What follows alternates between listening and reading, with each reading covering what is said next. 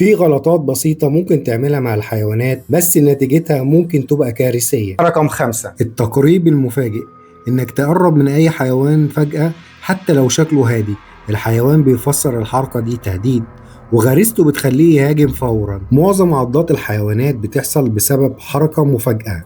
رقم 4. الأكل بإيدك، إنك تأكل حيوان بإيدك وإنت فاكر إن الموضوع أمان، في لحظة الحيوان ممكن يعض إيدك بالغلط. الحيوانات بتميز الريحة مش الإيد وده خطر كبير. رقم 3. النظر في العين مباشرة، في عالم الحيوانات النظرة المباشرة بتساوي تحدي، خصوصا الكلاب والقطط والحيوانات البرية. النظرة الطويلة ممكن تشعل هجوم بدون أي صوت. رقم 2. اللعب مع الأم وصغارها، أخطر غلطة على الإطلاق. أي أم حيوان بتتحول لوحش لو قربت من صغارها. معظم هجمات الحيوانات البرية بتحصل بسبب الغلطة دي. وقبل ما أقولك على رقم 1، صلي على النبي واعمل لايك واشترك في القناة. رقم 1. التعامل مع الحيوان كأنه إنسان، الحيوان مش بيفكر زيك. الضحك، الهزار، الحضن ممكن يتحولوا لهجوم دموي. غريزة الحيوان أقوى من التدريب ب10 أضعاف.